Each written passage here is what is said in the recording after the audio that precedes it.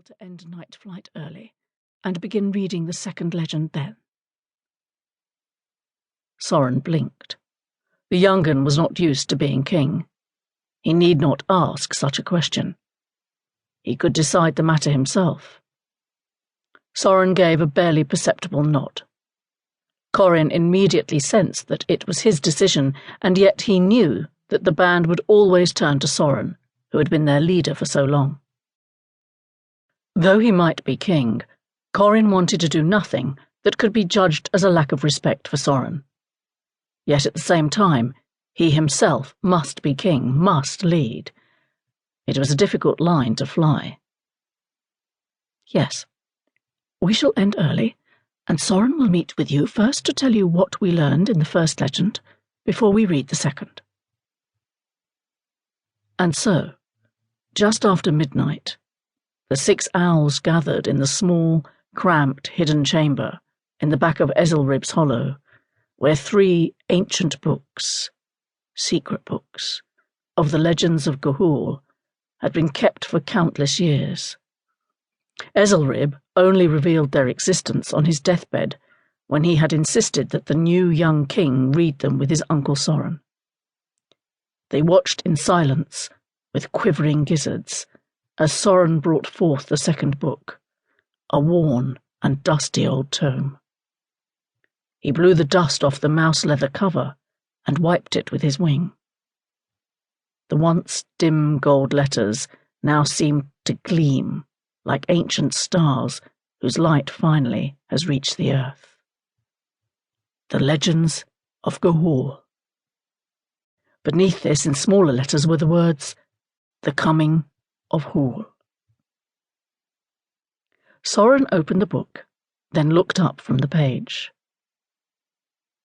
Before I begin, I should tell you that neither Coryn nor myself is sure who wrote this second volume of the legends. Chapter 1. The Tilt of Ice.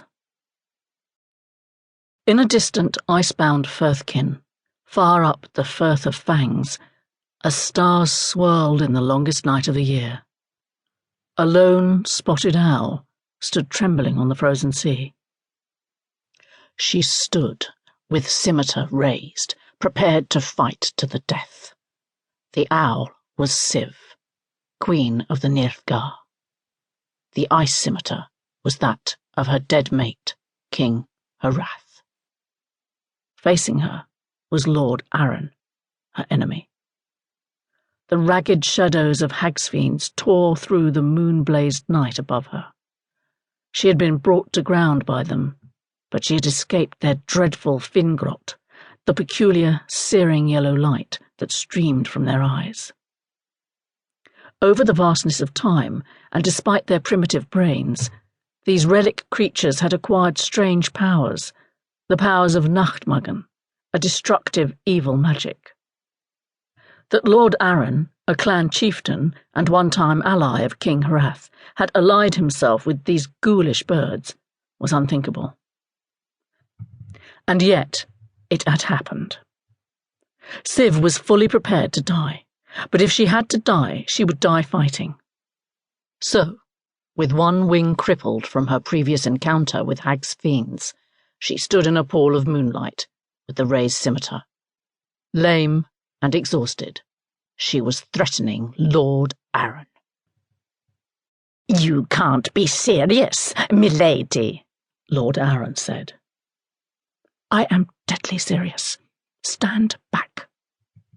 "My dear." "No, my dears." "All right, milady. Save yourself and save your young'un. Join us. You can be my consort, my queen, the queen of nachtmagen." "I am already a queen, queen of the Nirthgar. I need no other court, no other kingdom." Lord Arryn stepped forward on the ice and swept a ragged wing toward the half-dozen hagsfiends, who were now closing in on her from above. "But this is your court." "Never!" And in her gizzard at that second, Siv